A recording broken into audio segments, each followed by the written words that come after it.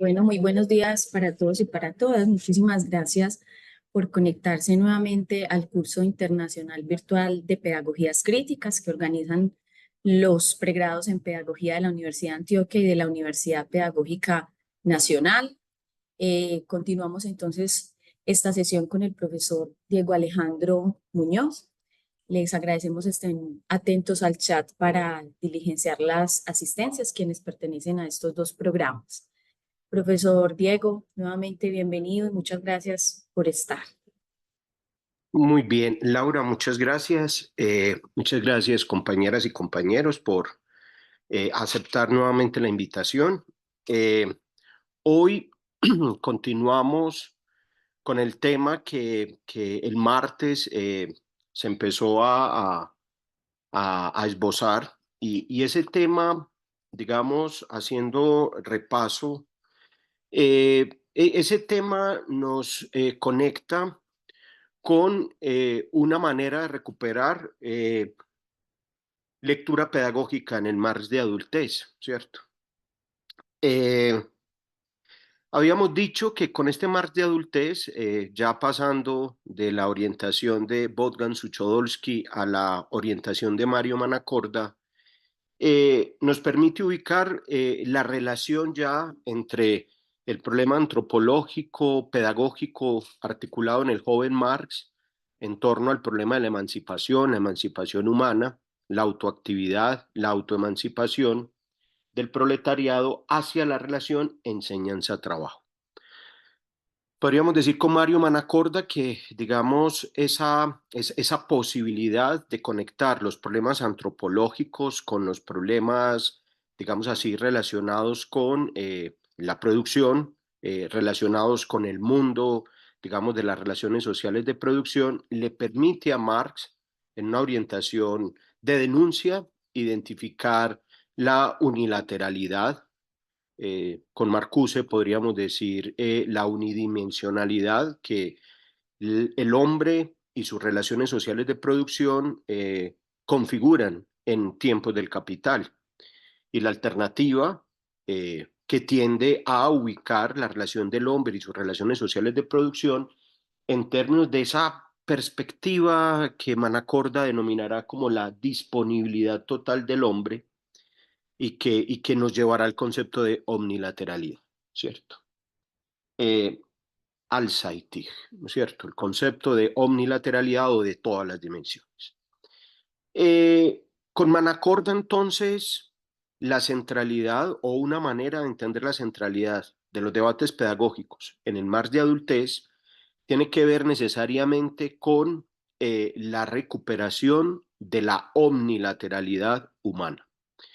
Y esa omnilateralidad tendrá que conectarse como uno de los elementos fundamentales de eso que la semana pasada enunciábamos como autoemancipación del proletariado. Manacorda dirá que esta parte entonces de aproximación pedagógica al Marx de adultez, lo comentábamos el pasado martes, él ubica tres momentos que conecta con tres debates. El primer momento lo abordamos el día martes, el paso de trabajo asalariado y capital de 1847 al manifiesto del Partido Comunista, 1848.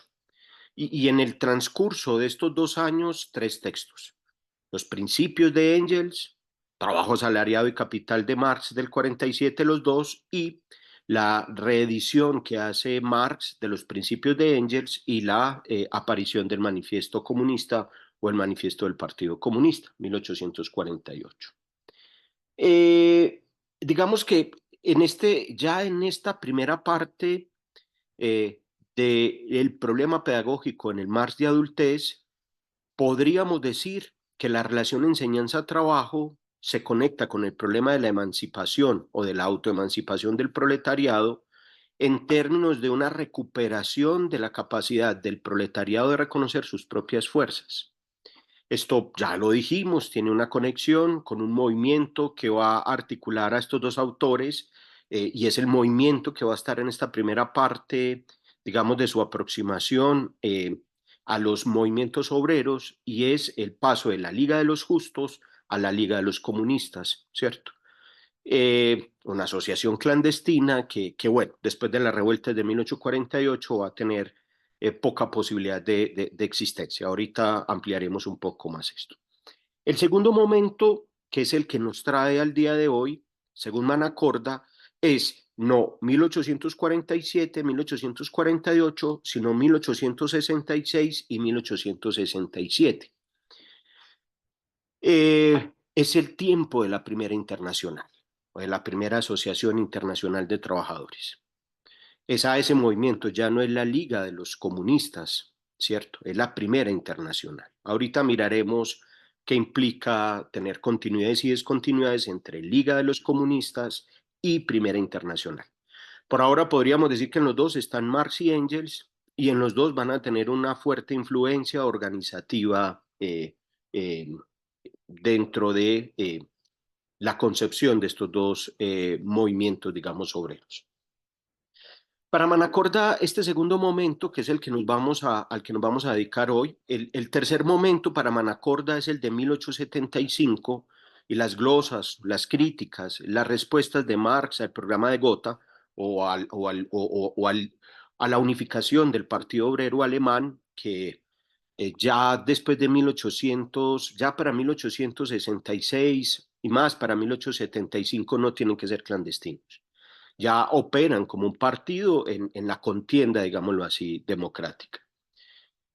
Las glosas del programa de Gotha y la manera como Manacorda recupera uno de los aspectos que devuelve Marx al programa de Gotha, y es la pregunta por la educación popular, la Volkserziehung. De eso nos ocuparemos el próximo martes. Listo. Hoy nos quedaríamos en el segundo momento, es decir, en el momento de las instrucciones a los delegados al primer congreso de la Asociación Internacional de Trabajadores en Ginebra, Suiza, y, por supuesto, el primer tomo o el Capital, ¿cierto?, de 1867. Esto, digamos, les decía además en la introducción del martes, y creo que antes de la introducción de la semana pasada, cuando hablaba de Marx y su relación con la pedagogía, les planteaba la importancia en esta aproximación, como a manera de método, de poder combinar al menos como cuatro cosas: lo biográfico y lo bibliográfico digamos, en Marx. Eso, pues, Gadotti lo llamará biobibliográfico, Manacorda lo llamará una biografía intelectual, ¿cierto? Con esa biografía intelectual o con esa aproximación biobibliográfica, eh, estamos intentando sostener que hay una tesis que está ahí, no siempre tan consciente como en las partes finales de su obra. Tampoco es que haya un exceso de continuidad. De hecho, como todo autor dialéctico, va a tener discusiones, va a tener confrontaciones con sus propias ideas, pero sí queremos sostener, sin cometer grandes abusos hermenéuticos, que en esa biografía intelectual hay un proyecto de Marx que podríamos enunciar a grandes rasgos como el proyecto de la emancipación del proletariado. Recordemos que en el texto de las revoluciones de Francia, Marx dirá en la parte inicial, eh, a partir de lo confuso de las revueltas de 1848, que la única revolución válida es la que tiende a la emancipación del proletariado. Y eso es un elemento que va a quedar con mucha firmeza en el transcurso de su obra y sobre todo en la parte final. En el texto que les enviamos, Marx y la pedagogía de nuestro tiempo, pedagogía contemporánea, en la página 31, para hacer una síntesis, digamos, de este repaso, Manacorda, con este párrafo, argumenta y sintetiza lo que aquí estamos conversando. Dice Manacorda: en la misma rendición de cuentas con el hegelianismo y en la primera confrontación directa con la economía política clásica y vulgar, es donde hay que buscar las fuentes que hemos apenas esbozado de los motivos pedagógicos marxianos. Entonces, nuevamente, hay algo antropológico pedagógico para nosotros articulado al problema de la emancipación, y tendrá que vérselas con la discusión que Marx establecerá con la ontología y la antropología de corte hegeliana. Y la otra perspectiva es cómo Marx despliega una perspectiva educativo-formativa articulada al concepto de omnilateralidad, por supuesto conectado a la autoemancipación del proletariado, y que tendrá que jugárselas ya no en la crítica antropológica al hegelianismo, sino en la crítica antropológica a la economía política burguesa. Economía política burguesa en el sentido de la ciencia teórica de la economía burguesa, para los ingleses mayoritariamente economía política, para los alemanes mayoritariamente economía nacional, y por economía vulgar, digamos, no la teorización en torno a la práctica del burgués, sino la existencia, la experiencia de las prácticas asociadas a la reproducción del capital, como válidas en sí mismas, y a eso llamaríamos digamos, una perspectiva económico burguesa, digamos, no sofisticada, ¿no? Vulgar, como no pulida, ¿sí? Bueno, entonces, dos claves. Con estas claves y con este repaso, entonces, hoy la idea es que nos podamos concentrar en los textos del 66 y del 67, ¿sí? La tesis central que quiero sostener es que el concepto de omnilateralidad, Al-Saitig, es decir, el desarrollo integral y multidimensional de las capacidades humanas, tanto individuales como sociales, evidencia el aporte de Marx a las teorías generales de la formación. Y esto es importante y ahorita lo profundizaré también cuando intente ubicar los debates que hablan de una multidimensionalidad ya entre principios del siglo XIX, y cómo Marx de alguna manera va a hacer su contribución a este debate, estas teorías generales de la educación o de la formación, poniendo el énfasis en la multidimensionalidad, esa multidimensionalidad en el sentido pestalozziano, lo reconocemos con las metáforas fisiológicas de manos, cabeza, corazón. En el caso de Marx aparece con el concepto de omnilateralidad. Básicamente ese concepto de formación en el sentido de omnilateralidad implica, digamos, un desarrollo integral. Eso creo que eh, no es nuevo en Marx, es nuevamente, hace parte de los debates sobre lo universal y lo general en las teorías pedagógicas de principios del siglo XIX.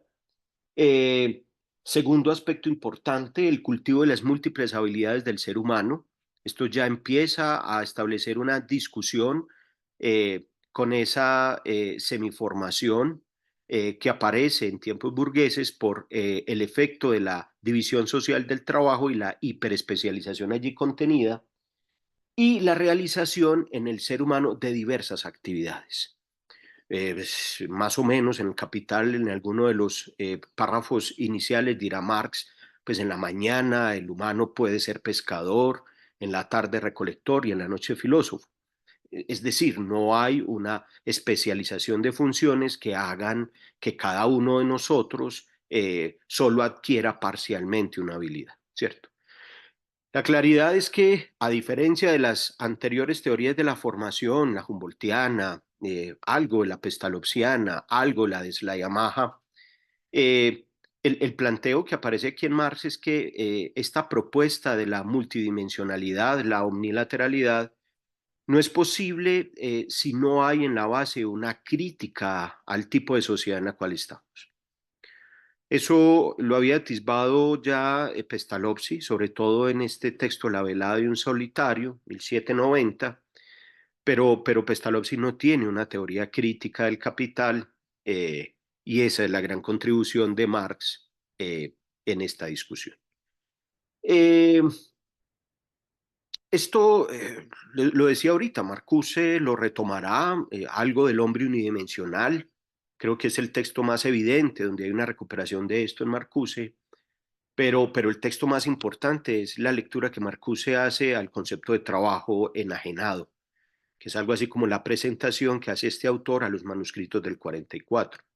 Y creo que ahí, en la manera como Marcuse logra encontrar el problema central, es decir, el centro de la discusión tiene que ser el problema del trabajo enajenado, que es posible en tiempos del capital. Si no se discute ese núcleo fuerte, cualquier propuesta formativa multidimensional lo que hace es que nosotros, de forma unilateral o semiformativa, terminemos siendo, digamos así, mano de obra supernumeraria, ¿no? Mano de obra para ser utilizada en cualquier dimensión del desarrollo del capital, pero no quebrantar las relaciones que engendran el trabajo enajenado. Eh, Muy bien, bueno, hay un movimiento aquí ya no lo dice Manacorda, yo quisiera hacer este inciso antes de empezar a desarrollar los temas por supuesto, la instrucción, luego el capital, luego por qué lo tecnológico y al final algunas conclusiones.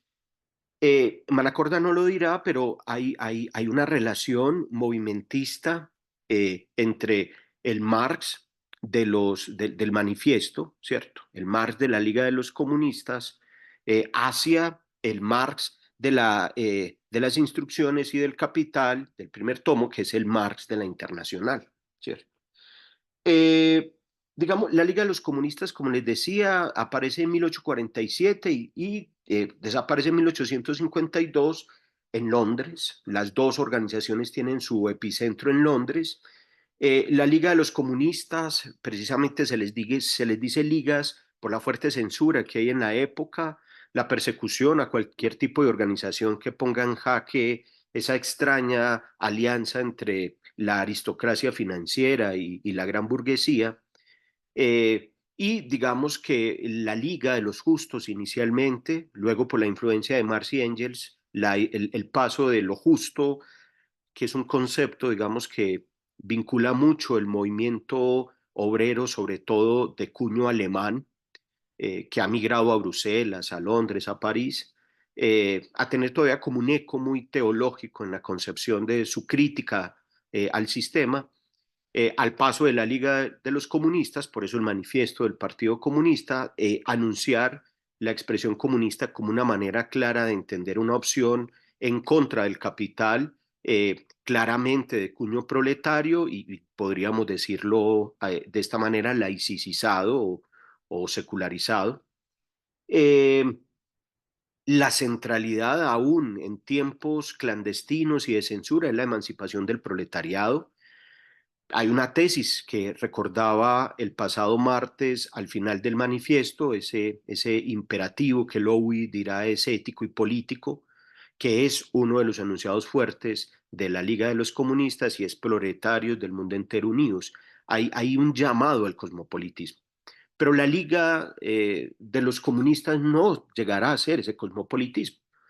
Pues primero porque el grueso de sus militantes, digámoslo así, son migrantes alemanes, y el segundo porque en términos de la declaración del comunismo no necesariamente entrarán en diálogos con otros movimientos obreros de corte de otro socialismo. El movimiento internacional, ¿cierto? Que aparece también en Londres, ya Londres se nos va perfilando como un espacio fértil para el movimiento obrero. Eh, Recordemos que en el 49 ya Marx ha migrado a Londres, ¿cierto? Huyendo un poco de todas las censuras de las que hemos hablado.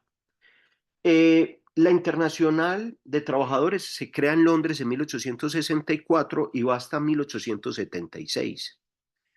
Eh, la consigna básica de esta, y por eso aparece ya no como liga, sino como asociación internacional, es que uno no tiene que ser clandestina. Dos, tiene la pretensión de ser cosmopolita, cumplir el imperativo de proletarios del mundo entero unidos, y hacia su interior, ya eso nos llevará, por ejemplo, a mirar por qué las instrucciones que Marx da a los delegados en 1866, no pudiendo Marx, por supuesto, viajar de Londres a Bruselas, a Ginebra. Aquí hay digamos, un punto importante de la internacional y es su principio cosmopolita, ¿cierto? La internacionalización. La claridad ya para 1866, no muy evidente en 1848, en la materialidad, es que la lucha contra el capital no puede darse de forma local, tiene que darse de manera global, porque el capitalismo y la clase burguesa es una clase cosmopolita, tiende, bueno, cosmopolitismo no kantiano, tiende a mundializar, digámoslo así. Eh, Muy bien. Entonces, dos cosas para resaltar de esta introducción. La primera es que, como lo prometí en el listado de temas a tratar en el curso de Pedagogías Críticas, la idea es en esta segunda sesión ganarle más fuerza al concepto de omnilateralidad. Eh, la tesis, siguiendo a Manacorda, es que ese concepto no es un concepto periférico ni marginal. Marx no llega a la omnilateralidad, digamos, de la nada. Llega a la omnilateralidad porque es, digamos, un punto de conexión que permite, desde la denuncia económica, política, filosófica, el trabajo enajenado, extrapolar un problema antropológico que le servirá a la pedagogía para no desviar su camino cuando, muy del siglo XIX, se empieza a defender como principio pedagógico la relación educación-trabajo. Bueno, entonces voy a empezar. Primer punto, recuerden, el itinerario para defender esta tesis es ir a la instrucción a los delegados de 1866, luego plantear la influencia de este texto en el Capital de 1867, por qué el concepto de lo tecnológico es importante para el Marx de este momento y algunas conclusiones. Mm, la instrucción a los delegados es un texto que Marx presenta eh, a los delegados en septiembre de 1866, pero el manuscrito, el texto es construido en agosto de 1866. Y quiero que ahorita recuperaré una suerte como de línea del tiempo en el entrecruzamiento entre primer tomo del Capital y las instrucciones a los delegados para que miremos la influencia de este texto, que no es menor, en el Capital. Eh, Bueno, pues el encuentro es en Ginebra, Suiza, ¿no es cierto? Marx da estas... Marx no puede asistir. Marx no puede asistir.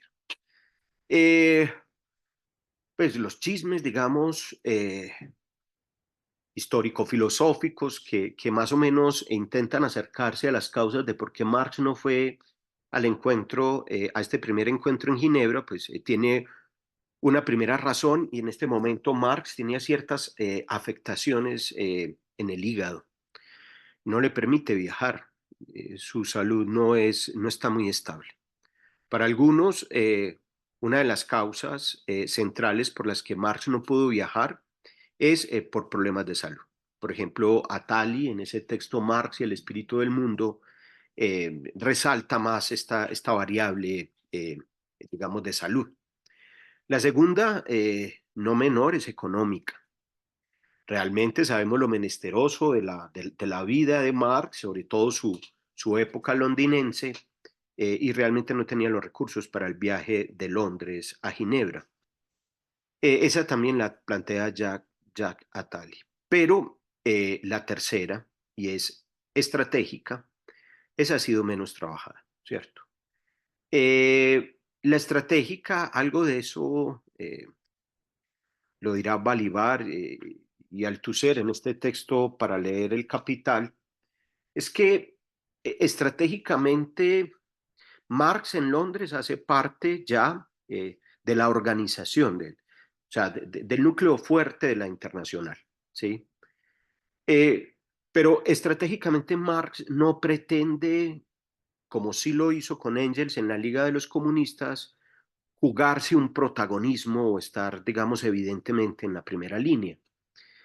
Estratégicamente, la influencia de Marx, entendiendo además que en la primera internacional no confluyen solo comunistas, hay socialismos de diferente tipo, algunos más tirados hacia la socialdemocracia, otros más influenciados por discursos filantrópicos religiosos, y están los comunistas.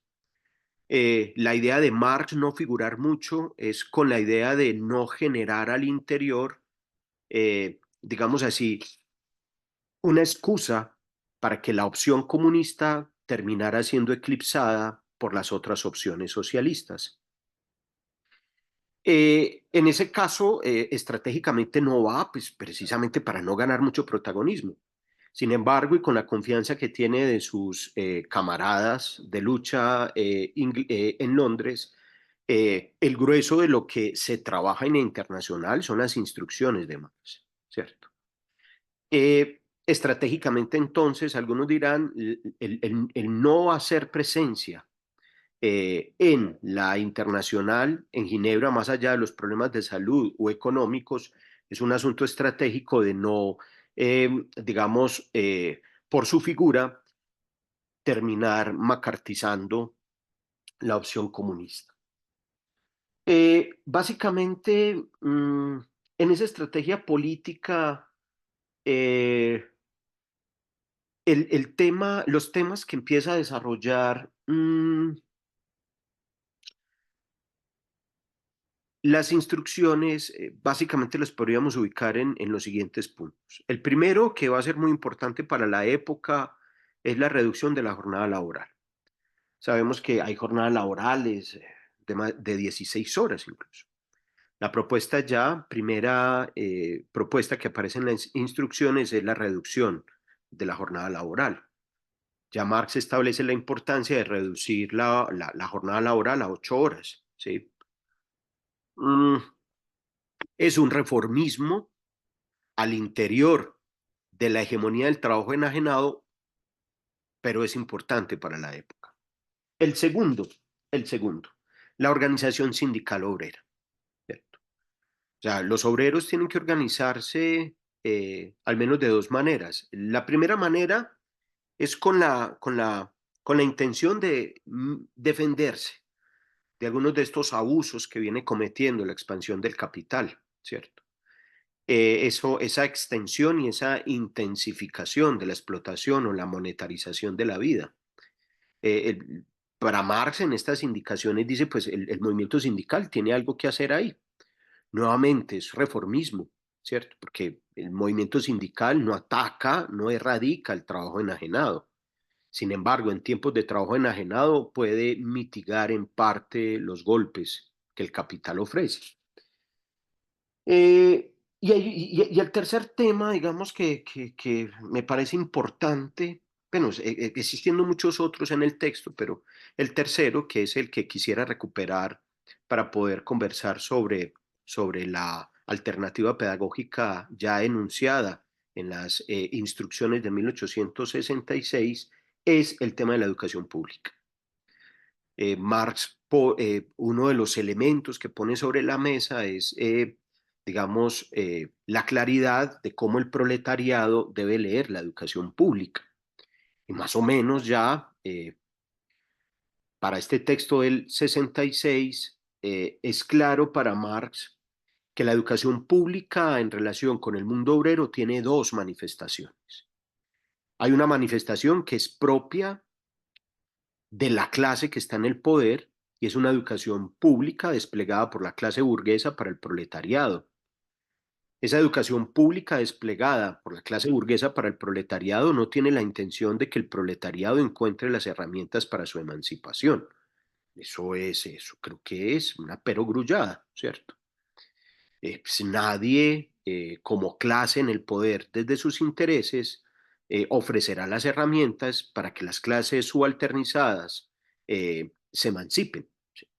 Por eso, ya Marx, y eso lo profundizaremos la semana entrante cuando hablemos del programa de Gotha, es que para Marx hay una educación pública que tendrá que ir ganando el acento de lo público, no en clave de lo que la clase burguesa quiere del proletariado, sino en torno de los procesos educativos formativos del proletariado en su formación como clase revolucionaria que permita la emancipación de ella como clase y en esa emancipación la emancipación del género humano. O para decirlo de una forma amplia, como aparece en las instrucciones, la propuesta de educación pública de cuño proletaria es para todos y todas, porque al final, con la claridad antropológica de que el ser humano es un ser que tiene que trabajar, a todos y a todos nos interesaría educarnos y formarnos en clave de un trabajo que no minimice nuestra humanidad.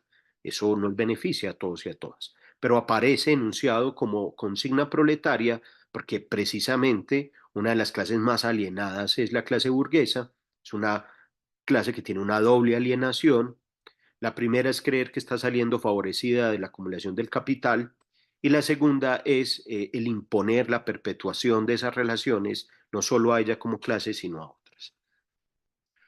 Eh, bueno, entonces, bueno, y parte de toda esta estructura, parte de todo este debate, lo público, la organización sindical, el tema de las jornadas laborales, es también la metodología y la estrategia política eh, relacionada con el tema de la internacionalización. ¿Sí? Voy a ver si me da, es que el problema que yo tengo para leer. A ver, vamos a ver. Si me salgo, vuelvo a entrar. Eh, ¿Sobre cuál punto, Ela? Eh, bueno, no me salí. Eh, bueno, me imagino que estás hablando de lo último y es el tema de por qué la burguesía es una clase que también está alienada, ¿cierto? Eh, mm, Espérate. Bueno, listo. No, entonces ahorita hablamos, Cela, porque me voy a enredar. Y el problema es que no soy nativo digital, ¿no es cierto? O sea, que soy antes de muchas de las personas que están aquí. Me enredo si hundo un botón y, bueno, no va a correr riesgos ahorita conversa. Bueno, sobre la educación pública, es decir, la propuesta de Marx en este caso es que hay que denunciar una educación pública de cuño burguesa parcial, ¿cierto? Articulada a los intereses que permiten la perpetuación, digamos, de las relaciones sociales de producción del capitalismo y una propuesta que ya Marx empieza a aventurar en términos de una educación pública articulada al movimiento proletario, ¿sí? Es una claridad de esto, Ela, es que Marx no es ingenuo. Y bueno, lo voy a resaltar más adelante, pero digámoslo de una vez, Marx no es ingenuo. Marx no plantea que esa educación pública que podríamos pensar en las banderas del proletariado va a tener capacidad de acción en la organización estatal, político y militar, digamos, de la burguesía. Eso es imposible, ¿cierto? Hasta que no haya una toma o hasta que no haya un posicionamiento del proletariado en el poder del Estado, estas prácticas de educación pública son públicas por su pretensión, pero no por su institucionalización. Son prácticas que tienen que empezar a desplegar los movimientos obreros en sus contextos más íntimos y privados organizativos, eso sí, en perspectiva internacional, que permitan a partir de esas educaciones conectadas con sus movilizaciones engendrar una conciencia proletaria que rompa con el atontamiento de la educación pública burguesa, con su parcialidad o unilateralidad, y que por ende prepare al proletariado para la transformación del Estado. ¿Sí? Eh, mm, Esto no estoy diciendo pues que Marx va a decir que hay algo así como un reformismo que uno puede introducir en la educación pública y que en tanto el Estado sea el Estado burgués, ese reformismo hará que el Estado burgués termine generando el sueño de la socialdemocracia y es que todas las clases puedan estar en una suerte como de paraíso, donde los leones no se comen las cebras y por ende donde la burguesía no explota el proletariado y todos vivimos así como en un cuento paradisiaco. No, esa ingenuidad no está mal. Pero es importante entender, sí, en estas indicaciones, por qué para Marx, con la experiencia ya organizativa del movimiento proletario, es muy importante prácticas educativas que tiendan a eso que hemos insistido como activación política del sufriente. O para volver al concepto del profesor Hincapié, una praxis pedagógica revolucionaria. ¿Sí? Bueno, entonces sintetizo, digamos, esta aproximación a las instrucciones, ¿cierto? Y ahorita lo podemos profundizar, diciendo que el centro, digamos, de la propuesta de estas instrucciones a los delegados a la Primera Internacional es la necesidad de la organización de la clase trabajadora y la defensa de sus intereses mediante la acción política y económica, con la intención de avanzar en la emancipación del proletariado. ¿Listo? Pero recuerden que el horizonte es la emancipación del proletariado. Eso diferencia esta opción de lo que luego entenderíamos como socialdemocracia. La educación pública en relación con la emancipación del proletariado tiene unos enunciados en la propuesta. Manacorda lo dirá, sí, estoy de acuerdo con él. En las instrucciones del 66 aparecen por primera vez ya como unos lineamientos de lo que podría ser esa educación pública proletaria. Dos de esos lineamientos recogen todo lo que se había ganado después de la Revolución Francesa, es decir, recogen enunciados republicano, democráticos, como el tema de la gratuidad. O sea, es claro para Marx que un elemento que hay que recuperar de esas luchas burguesas es la consigna de la gratuidad educativa, ¿cierto? Escolar, digámoslo así. Todos y todas debemos tener acceso como derecho al mundo escolar. Eh, en eso está de acuerdo, ¿cierto? Eso es, sí. La gratuidad.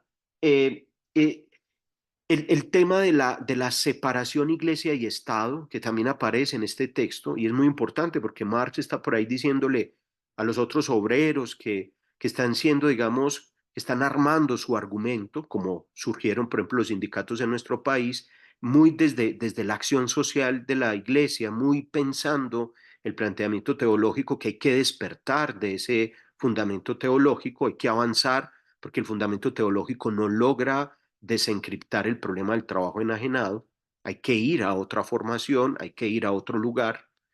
Y en ese sentido, el planteamiento de la laicización, de la secularización, está en Marx, ¿cierto? Como está en otros autores de cuño burgués, ¿cierto? Como en Durkheim, por ejemplo. ¿Sí? Las reformas después de la guerra franco-prusiana de Ferry tienen que ver con esto, ¿no? Laicizar. Eso es un proyecto que está circulando por allí, pues Marx también lo introduce en estas instrucciones, eh, pero no se puede quedar en eso, porque entonces sería dar golpes en la espalda a las reformas que la clase burguesa viene proponiendo, sobre todo después de la época napoleónica, para la constitución de eso que algunos denominarán la tesis del Estado docente, ¿cierto? Un Estado que educa y una sociedad discente, una sociedad que aprende, como si el Estado fuera el lugar donde aparecen las claridades para la sociedad y como si el Estado fuera la vanguardia de la sociedad. Ese equívoco no está en Marx. De manera socialista aparece un tercer tema que es la formación industrial. Eh, Uno diría, bueno, eso también está en la sociedad burguesa, sí, pero la formación industrial en perspectiva socialista ya no puede reducir el problema de la industria o el desarrollo de las fuerzas productivas a la estructura, a la imagen de fábrica producida por la sociedad burguesa. Porque las factorías, las fábricas de la sociedad burguesa institucionalmente materializan el problema del trabajo enajenado, ¿cierto? Y lo que pues, ya para llegar a este texto, sobre todo el capital, pues ya podríamos enunciar como la plusvalía.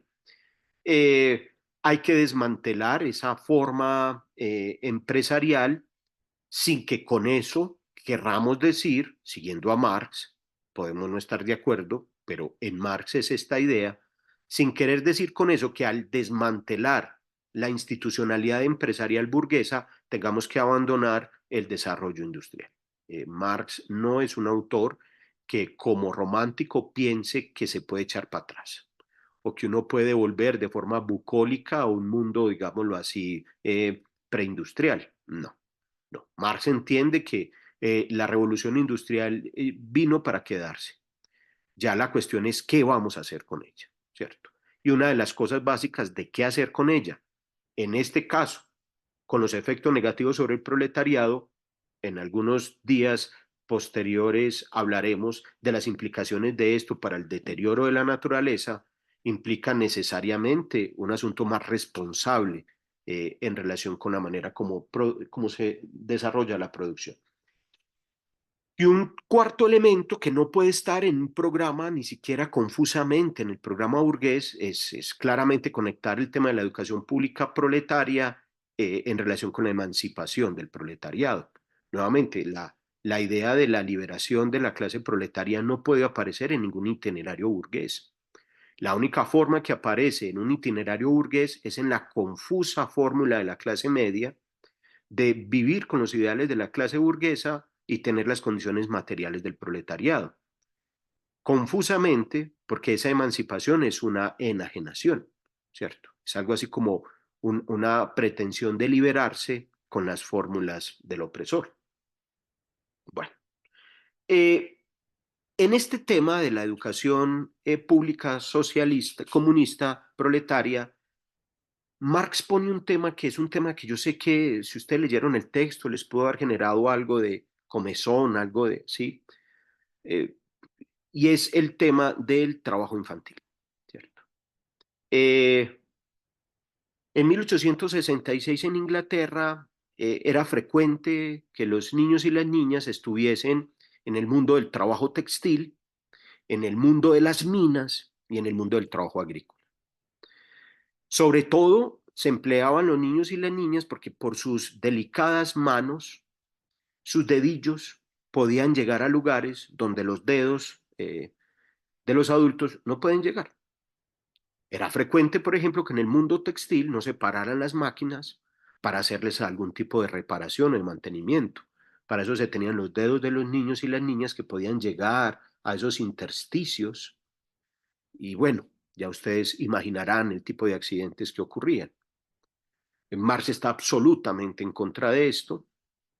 Segundo aspecto, las jornadas infantiles de la época eran entre 12 y 16 horas. Estar en el mundo de la fábrica del trabajo enajenado entre 12 y 16 horas, poniendo en riesgo su integridad física. Eso ocasionaba además que hubiese una suerte de imposibilidad para acceder, así fuera con lo alienado que pueda ser el mundo escolar burgués. No había tiempo para la escolarización. Y lo que dirá Marx es que el trabajo infantil es un trabajo que muestra, como en el Capital también hablará algo del trabajo doméstico, muestra la implicación de digamos, de la enajenación del trabajo elevado a potencias superiores, ¿cierto? Cualquiera de nosotros, en el contexto del trabajo enajenado, el trabajo que no permite reconciliarnos con nuestras propias fuerzas, el trabajo que confunde la objetivación o la materialización con la enajenación, es decir, el trabajo que no exterioriza para desarrollar algo interno, sino algo que exterioriza para que lo que exterioricemos no retorne a nosotros. Ese tipo de trabajo enajenado es problemático para todos nosotros, digamos cuando ya peinamos canas y sobre todo en la barba, porque ya no tenemos pelo, se vuelve más evidente, pero esto se eleva a una segunda potencia en la infancia, porque claramente lo que dirá Marx es que no hay, digamos así, no hay una posibilidad, ¿cierto? El infante queda incluso con el riesgo de morir en el acto, ¿cierto? Ni siquiera vitalmente se despliega como posibilidad y menos en términos, digamos, de la ampliación de sus horizontes, porque de lo único que se nutrirá este infante subyugado por el trabajo enajenado es lo que le ofrece el mismo trabajo enajenado. No hay válvulas de escape. En ese sentido, para Marx esto pues es una afrenta a la condición humana. Hablará de que es importante conectar la infancia con el mundo productivo, pero no en tiempos de el trabajo enajenado, y lanza una propuesta según la cual entre los 9 y los 17 años los niños y las niñas van teniendo como un aprestamiento al mundo productivo, dosificando las fuerzas, incluso él ahí hablará, digamos, como de unos ciclos, ¿cierto? De los 9 a los 12 años, una primera aproximación no superior a 2 horas diarias, incluidas digamos, en la jornada estudiantil, no para que vayan y metan los deditos ahí en las máquinas para que se los mutilen, no, es para que vayan entendiendo cómo se relaciona la ciencia con la técnica, cómo se relacionan las personas que están allí y vayan entendiendo el mundo del trabajo. No como juego, no a lo Fourier, no es un juego, no es un juego. Es para que puedan entender la importancia de la producción en el humano. Un elemento muy importante que de la Volpe lo dirá que Marx en algún momento se le escapa, yo no sé, yo creo que sí es constante, y es la importancia del trabajo para este ganarse a sí mismo del hombre. Ahora, no el trabajo enajenado.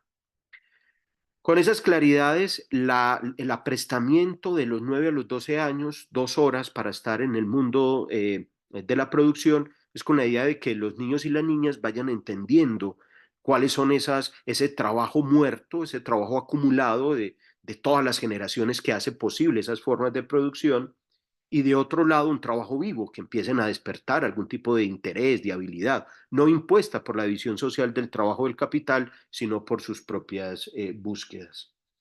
De los 12 a los 15 años, la jornada aumenta, son 4 horas, ¿cierto? Esos 12 a los 15 años ya empieza a introducir algo que ahorita ampliaré y es la educación física, o sea, también hay una preparación de los cuerpos, ¿cierto?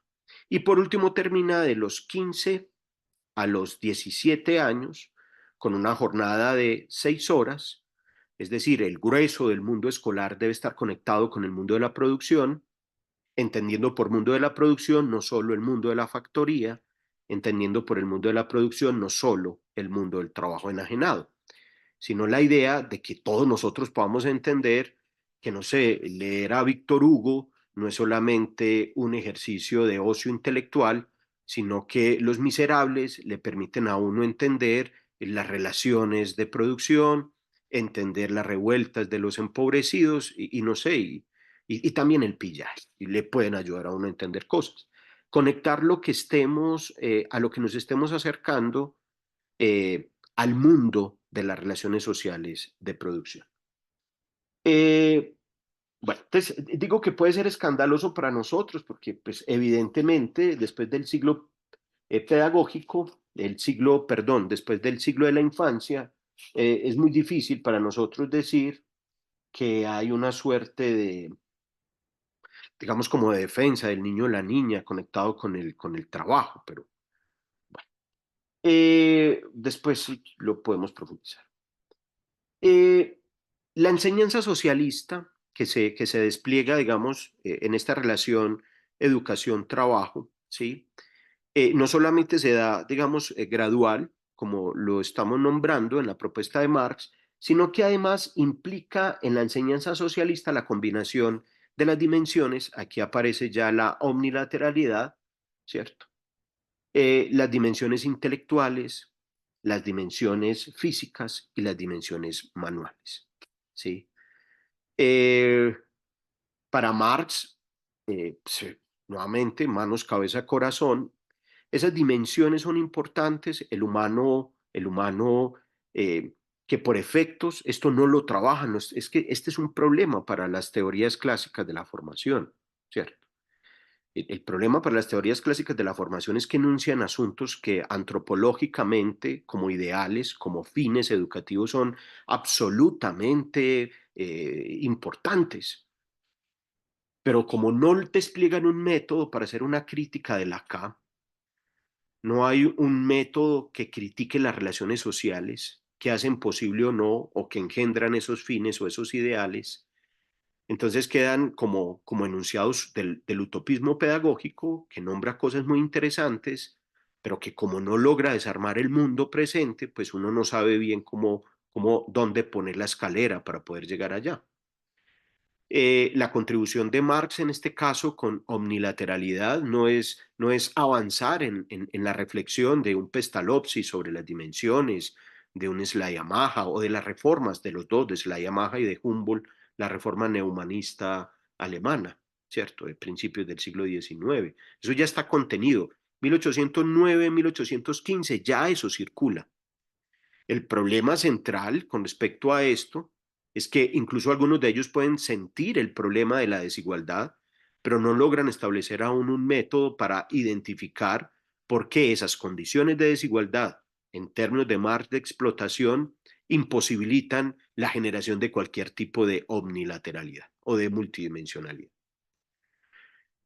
Volviendo a eso que los clásicos denominarían las múltiples dimensiones o una manera de entender la educación general, recordemos que para estos autores educación general, en esta acepción de múltiples dimensiones, nos llevan a la idea de elementos morales, elementos estéticos, elementos cognitivo-teóricos y elementos prácticos. 4 aspectos, así a grandes rasgos. Marx hablará en las instrucciones de recuperar esas dimensiones en un aspecto cognitivo-científico, en un aspecto de educación gimnástica, educación física, muchas veces, y propio de la época, educación militar, pues, eh, muchos de los métodos y de las estrategias de educación física decimonónicas estaban articuladas al ensayo y error de la educación militar. La educación física desarrollará sus propios métodos ya para finales del 19, principios del 20. Y una tercera dimensión que tiene que ver con el trabajo manual, ¿sí?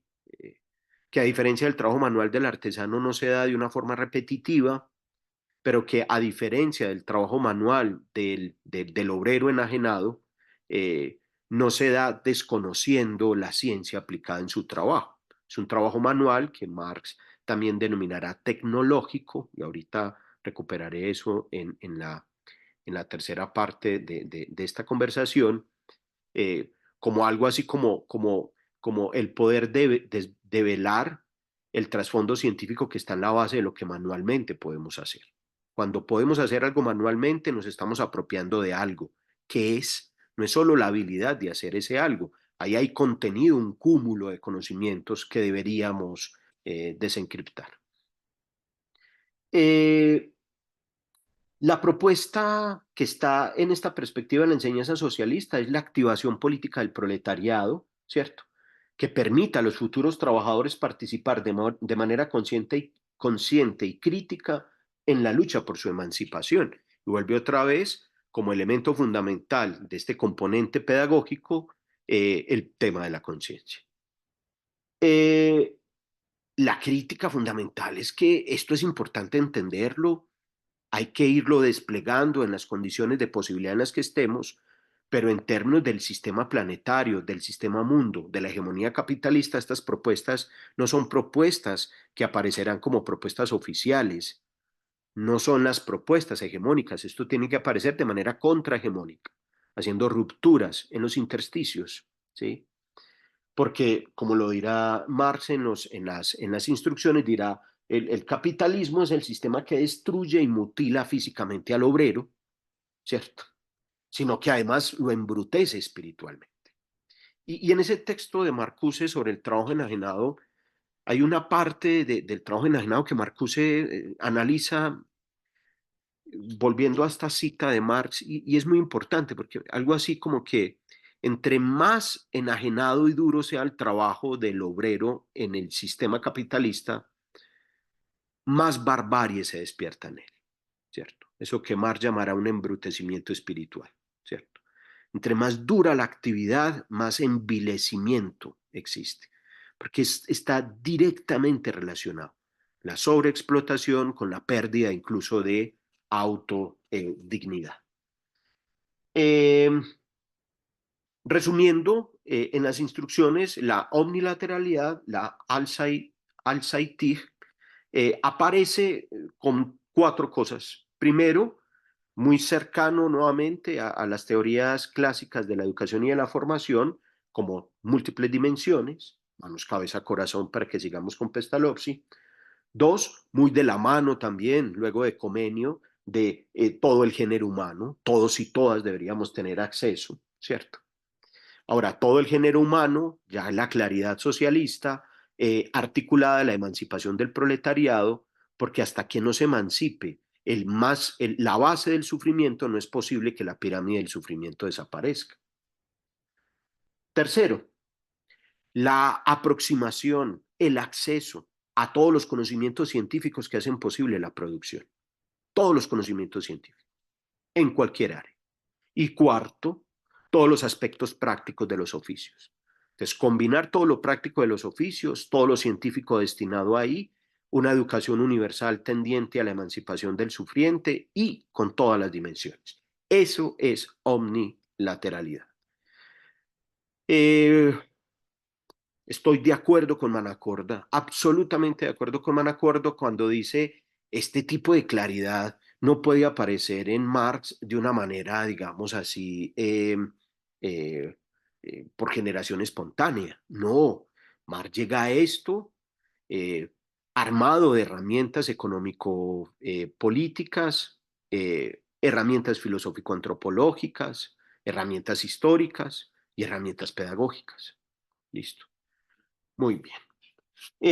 Voy a pasar entonces, bueno, hay una relación antes de pasar al capital, es la relación temporal, y esa relación temporal es que hay una, digamos así, el primer borrador del primer tomo del capital, se supone Marx lo tenía listo en 1865.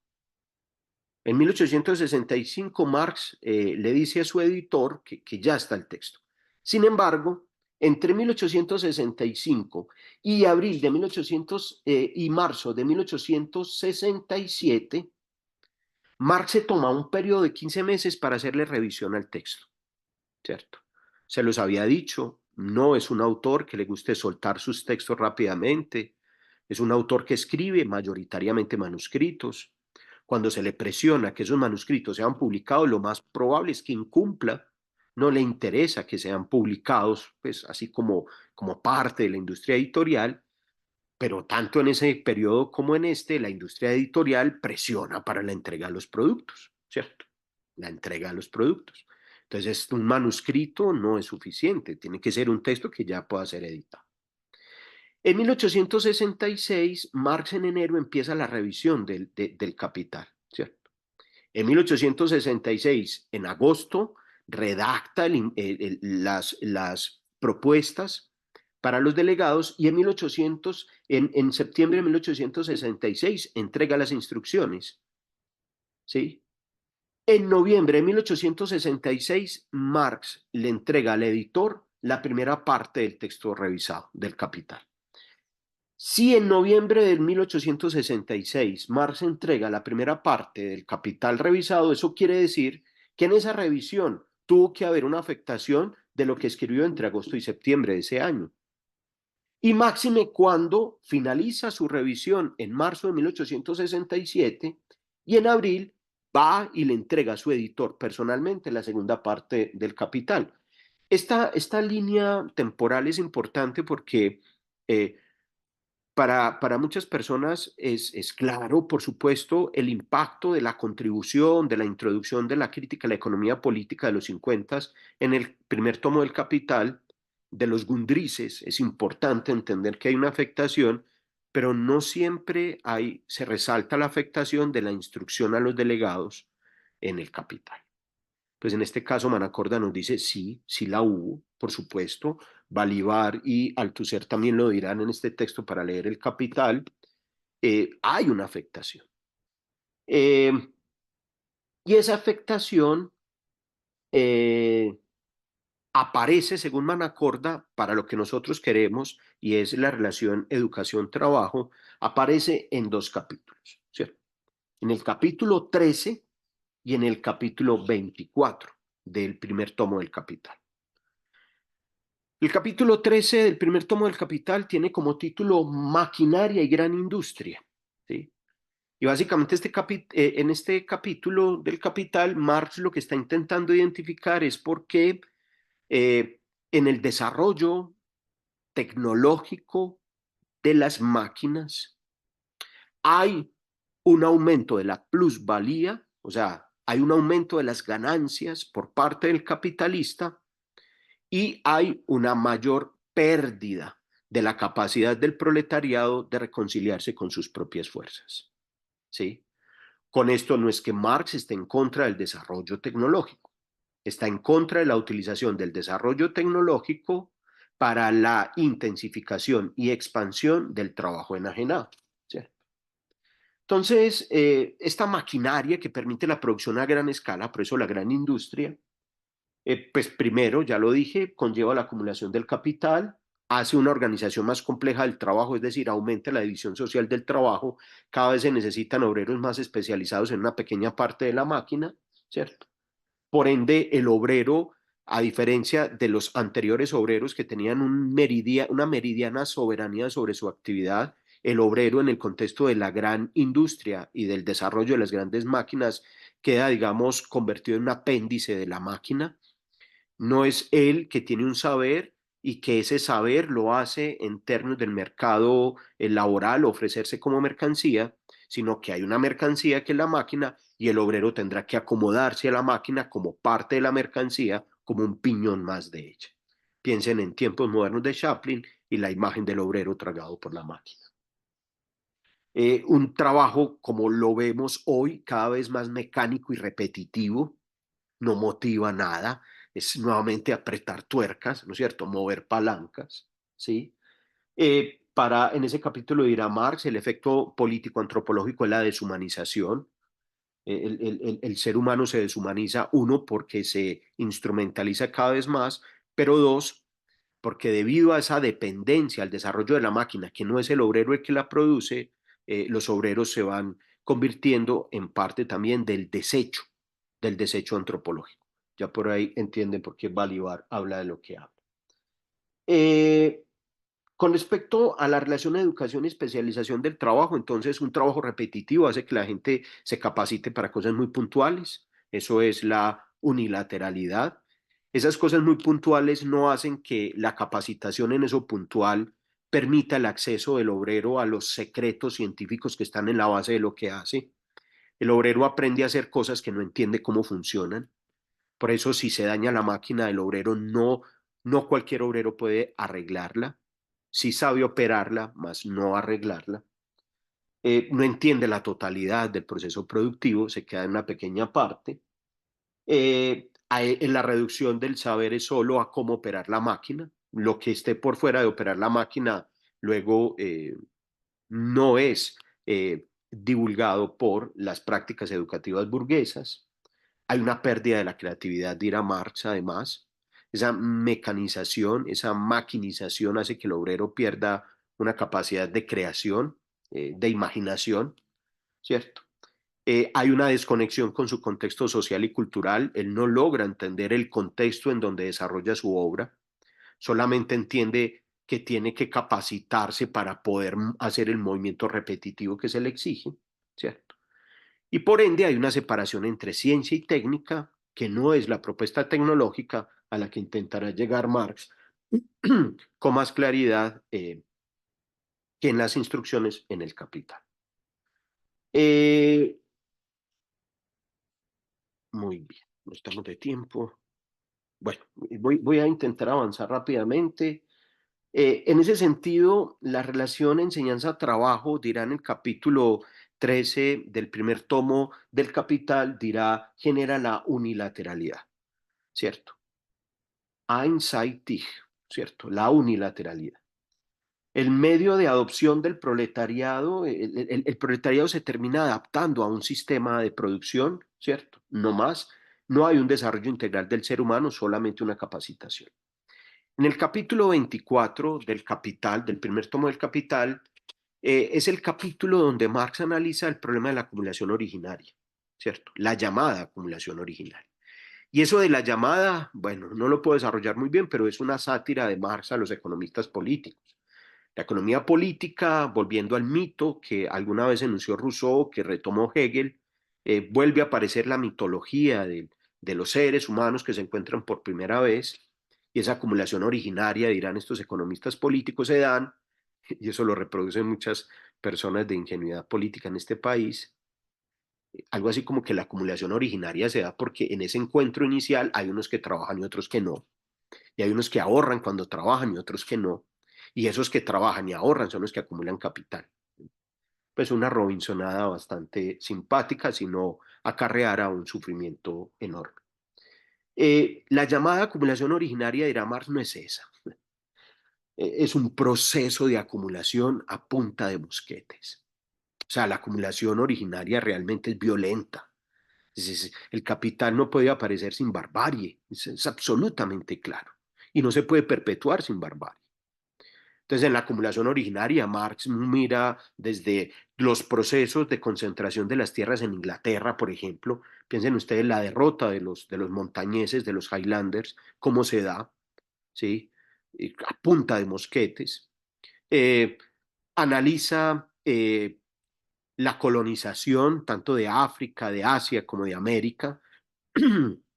Toda esa esclavización que está ahí, eso permite la circulación de dinero que luego permitirá la gestación de la clase burguesa, siglo XVI, XVII, ¿cierto? Eh, la esclavitud, eso va a ser importante, es una denuncia de Marx a esto.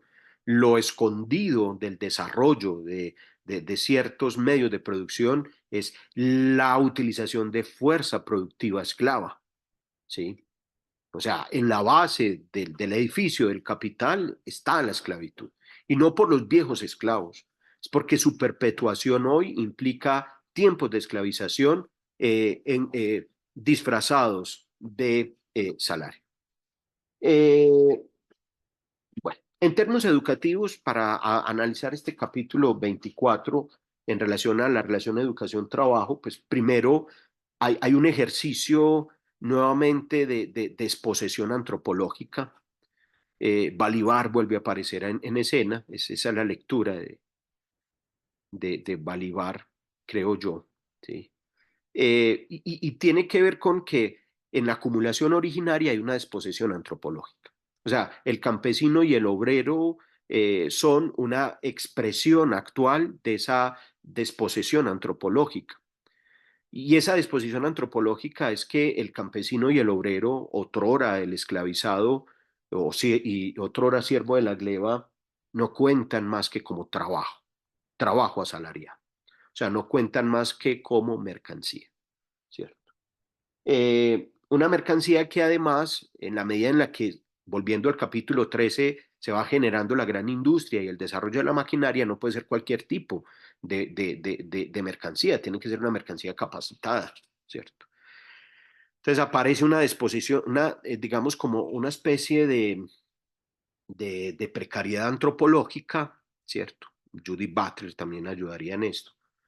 Y esa precariedad aparece no solo por el hecho de la reducción de la vida a mercancía, sino por el hecho de que siendo todos nosotros mercancía, competimos como mercancía para ser las mejores mercancías.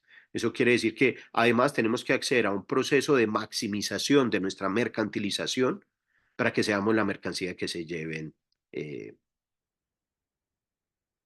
de la vitrina. ¿Sí? Bueno. Por ende, la reducción del trabajo asalariado, ¿cierto? Implica la pérdida de la autonomía en el proceso de trabajo, eh, implica la no reconciliación del trabajador con sus fuerzas, implica la maximización de una educación especializada tendiente a tareas específicas. Pero aún incluso en tiempos de la gran industria, con la proliferación de los politécnicos, uno podría decir hay una pluriprofesionalización que aún sacando al obrero de un campo específico de la producción, sigue perpetuando el trabajo enajenado y por ende la unilateralidad. Eh, es una forma educativa que prepara al trabajador para ser explotado, ¿cierto? Y bueno, ya entenderán que esto es muy distinto al problema de la emancipación del proletariado, como lo enunciaba en el texto del 47, Trabajo, Asalariado y Capital, en el manifiesto de 1848 y en las instrucciones de 1866. Nuevamente, estas tesis pedagógicas de Marx no pueden ser marginales de la obra de Marx porque muestran un problema central para poder enfrentar esto que tanto nos adormece. ¿Sí?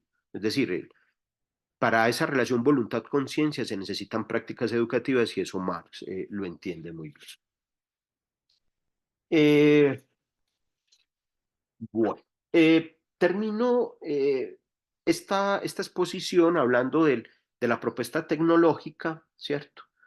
La propuesta tecnológica en Marx nuevamente no es la aplicación de la ciencia al desarrollo de la maquinaria tendiente a la maximización de los beneficios vía explotación del obrero, ¿cierto? Sino que implica para Marx el concepto tecnológico una activación de las fuerzas del proletariado, fuerzas físicas, manuales, intelectuales, ¿cierto? Que le permita nuevamente intervenir de forma voluntaria y consciente en la transformación de las relaciones sociales de producción.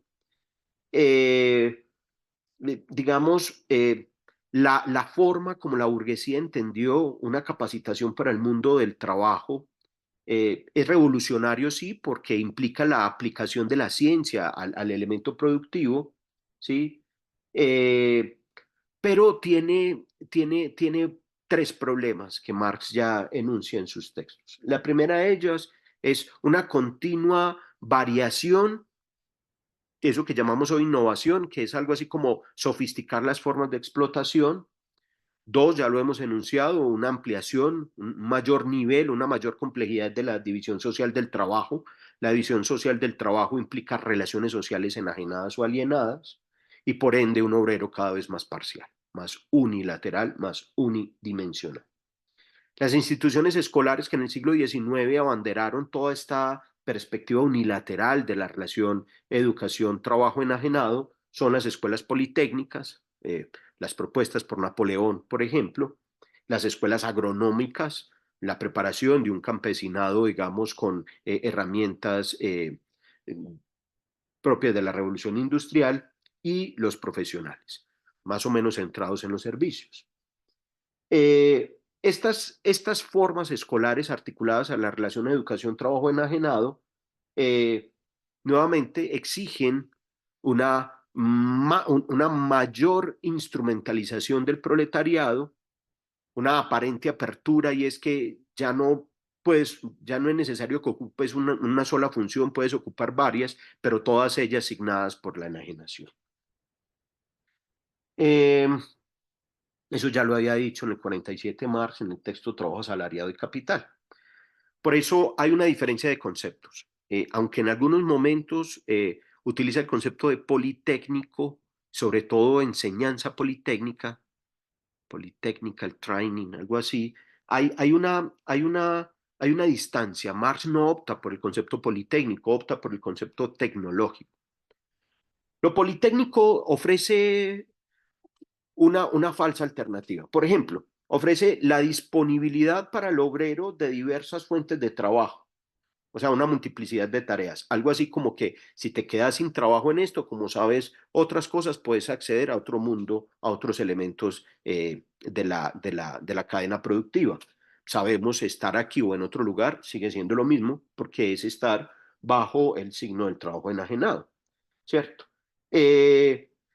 Se reduce este asunto politécnico a un manejo instrumental de todas esas ramas, no a un avance científico, no a la reconciliación de los elementos científicos investigativos que están en la base de las múltiples actividades que desarrolla el obrero en una formación politécnica o multiprofesional, multitarea, diríamos. La opción en lo tecnológico, uno, Marx dirá que lo tecnológico tiene la claridad de reconciliar la teoría y la práctica, el trabajo intelectual con el trabajo manual. Implica necesariamente el desarrollo de todas las dimensiones del ser humano en la perspectiva de un trabajo tendiente a la emancipación, ¿sí? Independiente del lugar que se ocupe, ¿cierto? Eh, el foco, digamos, como teoría del desarrollo humano de la formación es que con lo tecnológico, Marx está, digamos, defendiendo que cualquiera de nosotros, en cualquiera de los lugares donde esté, debería desarrollar al máximo sus múltiples dimensiones. Muy bien, entonces, conclusiones para que conversemos un poco. Primero, hay una crítica a eso que ustedes ya con el profesor Andrés Klaus trabajaron como Halbbildung, ¿cierto? Como semiformación. Ya aquí, con el concepto de unilateralidad, hay una aproximación a esa crítica en Marx. Nuevamente, hombres cada vez más divididos y unilaterales, sería como la expresión apocalíptica de esta semiformación. Dos, entender que el elemento central que habría que atacar es el trabajo enajenado. Y parte del itinerario en el desarrollo del capital, cómo empieza el capital y cómo termina, es poder desvelar los elementos que circulan en torno al trabajo enajenado. Porque el trabajo enajenado para nosotros, en términos de método, tiene un doble problema y habría que acercarnos metodológicamente a él, como lo propone Marx en la introducción a la crítica a la economía política. Y es que, digamos, para nosotros, paradójica, para nosotros hoy, lo más evidente en nuestra vida cotidiana es el trabajo enajenado, pero es lo que menos percibimos, ¿sí? Por eso vivimos en la vida cotidiana en contextos muy abstractos. Por ejemplo, todos nosotros estamos en espera de salario, eso es muy abstracto, porque no entendemos lo concreto, lo que opera en la base de esa cotidianidad que no logramos desvelar, que nos hace a todos nosotros estar en espera o añorando un salario y quizás por un gesto, digamos, de alienación religiosa, dándole gracias a Dios por el trabajito. Tercero, hay una crítica a la economía política, nuevamente hay un ejercicio aquí de desmitificación de la ciencia burguesa. Eh, eh, es decir, el capitalismo es la formación social en donde por vía de la producción el hombre se pierde cada vez más a sí mismo y eso la economía política no lo dirá. El gran influjo ideológico, mitológico de la economía política es poder disfrazar la base explotadora que está en el capital. Y por último, para nosotros, la propuesta de la omnilateralidad como posibilidad pedagógica siempre y cuando conectemos esa posibilidad pedagógica con una crítica a las relaciones sociales de producción, con una crítica política a la organización estatal y jurídica que está al servicio de esas relaciones sociales de producción, ¿cierto? Y por ende, termino esta presentación leyendo el último párrafo de este apartado de 1866-1867 de Manacorta. Dice Manacorta, no se trata para él de interpretar únicamente el mundo, sino más bien de cambiarlo. Coordina inmediatamente con la constatación del proceso natural y espontáneo el motivo de la intervención voluntaria y consciente, destinada a hacer estallar las contradicciones. En este caso, entre condición obrera y exigencia objetiva de hombres omnilaterales. Y a pesar de la realidad de un desarrollo productivo que existe solamente en la contradicción, la posibilidad de eliminar esta contradicción en la que abre el horizonte. Bueno, compañeros, compañeras, abro entonces el espacio para que podamos conversar un poco sobre estas notas. Muchas gracias, profesor Diego. Recuerden que pueden levantar la mano para activarles el micrófono y la cámara o pueden también escribir las preguntas y los comentarios a través del chat para el profesor Diego.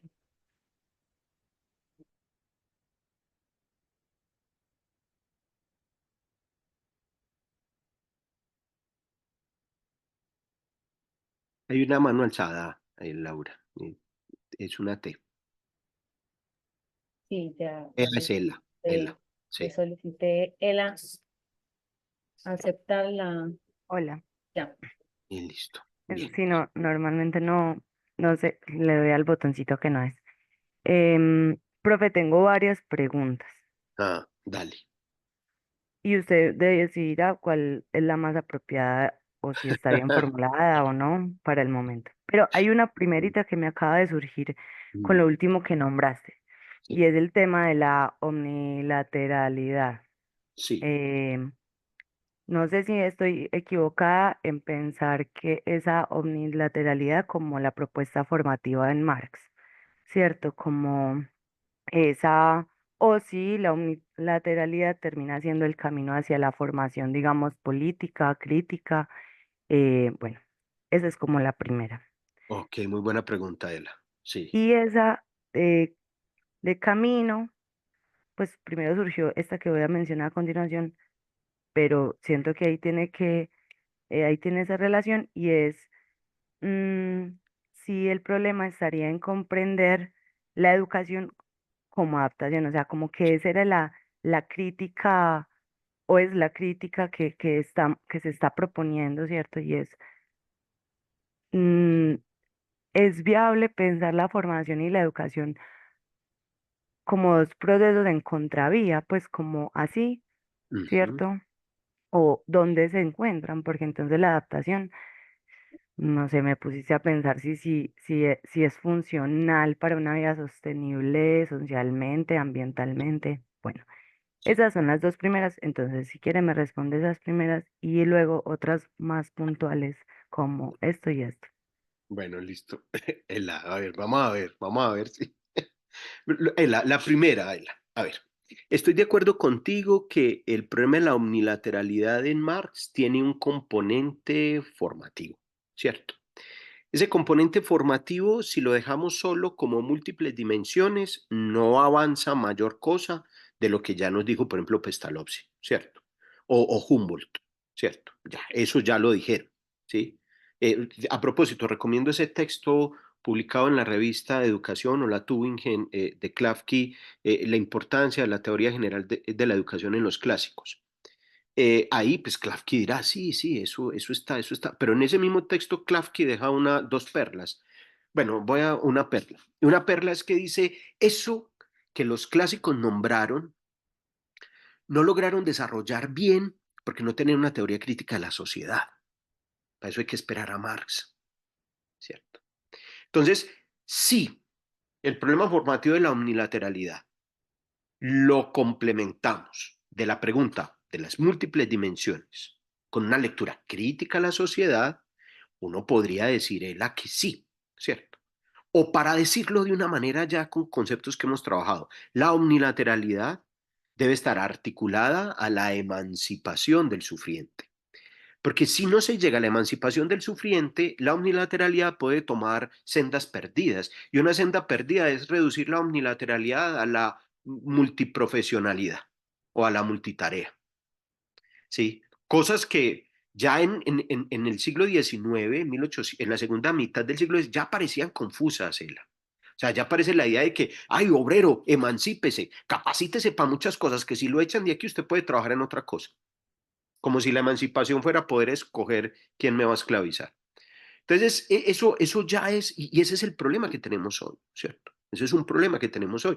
Es decir, el problema de la unilateralidad es formativamente importante en Marx, en tanto que lo conectemos con una lectura crítica a la sociedad. Para él, Engels dirá, volviendo en el prólogo que hace a posteriori del texto que escribió con Marx de la ideología alemana, dirá Engels algo como esto. Nos faltaba aún mayor claridad de los elementos económico-políticos de la sociedad burguesa en ese momento de la ideología alemana. En el Capital, el proyecto está ahí. Marx ha develado una cosa interesantísima. Una teoría crítica de la sociedad siempre es importante, pero se hace fundamental en la era del capital, porque siendo todas las sociedades ensayos de la humanidad y por ende en esos ensayos siempre ha habido un contenido de explotación, ese contenido de explotación en las otras sociedades no se extiende ni se intensifica en la magnitud como se extiende y se intensifica en la era del capital. Entonces, omnilateralidad, sí, formación, sí lo conectamos con el tema de la emancipación y el tema de la crítica a la sociedad. Segunda pregunta, Ela. La relación educación-formación, ¿cierto? Esta claridad no es una claridad de Marx, esto es una claridad de la pedagogía y sobre todo pues de la pedagogía alemana de cuño idealista de finales del siglo XVIII, principios del XIX, ¿cierto? Esa claridad aparece en una expresión de Fichte. Fichte, no me acuerdo si es en este de la nación alemana, pero Fichte dice algo así como que para la pedagogía la educación solo puede ser incitación para la autonomía, ¿sí? Eso ya pone sobre la mesa un asunto que es muy importante en términos ya, digamos, de la, de la soberanía epistemológica y política y ética de la pedagogía.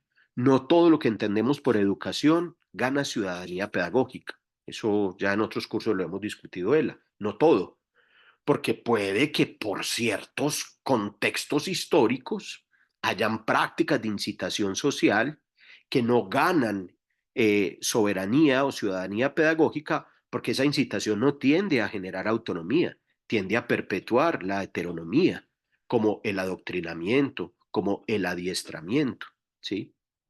En ese sentido, si hay adiestramiento, esa forma no es, en términos pedagógica, legítima como educación. Eso es otra cosa, ¿cierto? Y Fichte lo hace por la lectura Kant. La claridad de esto es que la relación entre educación y formación tiene, digamos, una primera manera de entenderse, y es que la formación aparece como un fin de la educación, ¿sí? Y ese concepto de Bildung, al menos el concepto de Bildung que va ganando fuerza en estos idealistas alemanes y pietistas alemanes, implica necesariamente autoactividad, autonomía y autodesarrollo. Eso quiere decir que educación para la formación, educación para la emancipación, implica que el fin de la educación como fin formativo es que nosotros nos eduquemos para ganar mayoría de edad, autonomía moral o emancipación. Hasta ahí estamos, ¿sí? Primer problema de esto. Las prácticas que se despliegan en el largo siglo XIX, volviendo a la tesis de Hobsbawm, esas prácticas que se despliegan en el largo siglo XIX o en la era del capital no son prácticas que podamos legitimar pedagógicamente como educativas, porque si la finalidad es convertirnos en mercancías, si la finalidad es convertirnos en apéndices de las máquinas, eso quiere decir que ahí no hay pedagógicamente educación. Hay un nuevo género de adoctrinamiento, hay un nuevo género de domesticación, ¿sí? La capacitación para el mundo laboral en términos de sofisticar nuestra condición de mercancías es ilegítimo pedagógicamente, porque vulnera todos los principios heredados de la antropología pedagógica, ¿cierto? No se respeta la dignidad del ser humano, el ser humano no se ve como fin, sino como medio, no hay una incitación a la autodeterminación, ergo no hay nada educativo. Hasta ahí estamos, Ela, ¿sí? Ahora bien, las teorías de la formación desarrollan no solamente la pregunta por la Bildung como fin, como finalidad, sino que también se pregunta por los procesos de subjetivación, ¿cierto? Es decir, hay algo que hace parte de una antropología en sentido pragmático, que hace que nosotros nos tengamos que intervenir y en esa intervención lo que alguien quiere de nosotros no se cumple a rajatabla en nosotros. Lo que nosotros, digamos, idealizamos de nosotros no se cumple a rajatabla en nosotros, porque hay un elemento contingente, existencial, ¿sí? Que hace que el ser humano, como un ser volitivo o condenado a la libertad, pues pueda cuerpo a cualquier lado, ¿cierto? En ese sentido, las teorías de la formación entenderán que hay un momento de la formación que es adaptativo o hay una fase de la formación que es adaptativa. ¿Qué implica esa fase adaptativa? Acceso, Ela. O sea, yo sí, el principio antropológico es que yo no me formo por naturaleza, ¿sí? Que yo no puedo esperar a que en la noche tenga esta cabecita sinapsis neuronal y hoy aparezca hablando de la instrucción a los delegados. Eso no puede ser así. Eso quiere decir que hay una fase que podríamos llamar de introducción o adaptativa, que es una fase, digamos, de aprestamiento, ¿sí? Es como una fase de influencia, una fase de desarrollo próximo, una fase de andamiaje. O sea, yo necesito acceder a los textos. O sea, yo no puedo creer que para defender el principio de la formación como autonomía, yo debo desconectarme de cosas que no me vienen por naturaleza y que por ende me conecto a ellas adaptándome inicialmente a ellas, leyéndolas, estudiándolas. Pero esa fase no puede ser la fase final del proceso formativo, porque si esa es la fase final, esa es la denuncia que ya nombra Marx como unilateral y es la denuncia que ya aparece en la semiformación en Adorno, ¿cierto? O en Benjamin la pérdida de la experiencia, es decir, o en Marcuse la unidimensionalidad, o sea, el desenlace de esta vaina solo como adaptación es que solo accedemos. Pero ¿qué hacemos a lo que accedemos? ¿Qué hacemos con eso? O sea, está muy bien. Yo accedo, me informo, reproduzco lo que dice el primer tomo del Capital. Pero si es solo eso, ¿para qué? El componente formativo no es solo la adaptación que implica leerlo, estudiarlo, mirar si la traducción sí es correcta, cotejar con otras lecturas, cómo leyó esta otra gente, cómo lee el Capital, tan distintos, un Rancière cómo lee el Capital Balibar, y de eso sacar cosas. Eso es acceso. La finalidad como autoformación, como Selbstbildung, implica un posicionamiento, implica nuevamente Kant, el juicio, la decisión, la postura.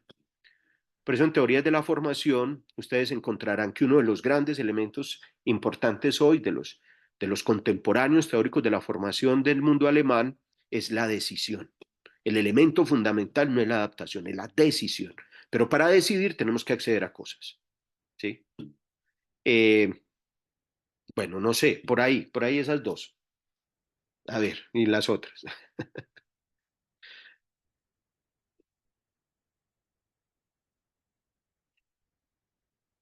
Está, ok. No hay, así, él está. Bueno, Eh, no, allá. súper Sí. bien. Mm, Bueno, ok, listo, Ela. Bueno, entonces, em, damos en paso a ese, Caro. sí, voy a otra que entonces que se conecta, pues con lo que estábamos hablando ahora de la concepción del el proletariado, ¿cierto? Y por ejemplo esa doble enajenación que sufre el burgués, Sí, ¿cierto? A Caro también está levantando la mano. sí, Y es, no sé, me pregunto, ¿el proletariado se consideraba a sí mismo como, pues, o se considera a sí mismo como capitalista? O, y ahí está también el problema, como su lugar de enunciación, o pues sí, como eso. sí. Y, Eh, mm, bueno, dale. Y de pronto hay Caro luego eso. de... ujú. Entonces, Ela, una cosa, hay categorías que uno puede utilizar como categorías descriptivas. La sociología utiliza muchas categorías descriptivas. Uno puede decir demográficamente quién es proletario. Eso es una categoría descriptiva, ¿sí? O sea, uno podría decir, en tanto recibes salario, eres proletario. Pero el hecho de que esa categoría descriptiva esté no implica necesariamente que haya una conciencia de lo que implica esa descripción.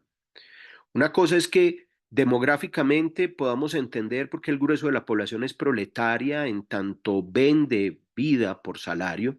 Y otra cosa es que estas personas que vendemos vida por salario tomemos conciencia de lo que implica entregar vida por salario. Es decir, una cosa es el proletariado para la burguesía y otra cosa es la construcción de un proletariado para sí. Sí, un en sí para sí. O sea, un proletariado que despierta conscientemente, un proletariado que no se ve como el derivado antropológico de lo que quiere la clase burguesa, sino un proletariado que se ve a sí mismo en términos antropológicos, ¿cierto? Es decir, se reconoce a sí mismo.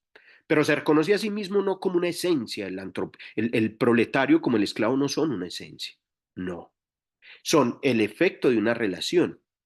En ese efecto de la relación hay cosas que vienen de otro lugar, pero hay cosas que están contenidas en uno también. Hasta que no se reconcilien las fuerzas que hacen posible entender que en las relaciones debemos ser activos, ni el esclavo ni el proletario pueden dar un paso adelante para dejar de ser proletarios y para dejar de ser esclavos. ¿Sí? En ese sentido, entonces, el proletariado, como lo estamos nombrando acá, como lo dirá en el manifiesto del Partido Comunista Marx, el proletario que va a esa conciencia comunista es un proletario que no es el derivado de lo que quieren de él, sino lo que hace de sí con base en claramente lo que las relaciones han engendrado, ¿cierto? Y por eso la consigna es una clase que toma conciencia como clase, no para decir que como clase va a perpetuarse, sino con la claridad de que no hay que sostener clases, hay que descomponer las clases, porque ya el problema no es la particularidad de la clase, sino la reconciliación del ser humano, textos juveniles de Marx con el ser genérico, o del ser humano, textos de adultez de Marx con el ser social. Listo. La humanidad en su conjunto. Gracias, Eli. Carolina. Hola, buenos días. Buenos días, Carolina. Y bueno, hoy no voy a activar video. Bueno, yo tengo aquí, espera un segundito que tengo que cortar. Ahí, creo yo. Sí, ¿Se escucha perfecto? perfecto. Ok, gracias. Yo tengo una pregunta también respecto a la omnilateralidad, específicamente en la relación educación-trabajo. Pero tratándola, o sea, cuando empezaste a hablar de esto, yo trataba de traerla a contextos actuales, a lo Ajá. que estamos viviendo hoy o a lo que prontamente nos enfrentaremos hoy como pedagogos en ejercicio.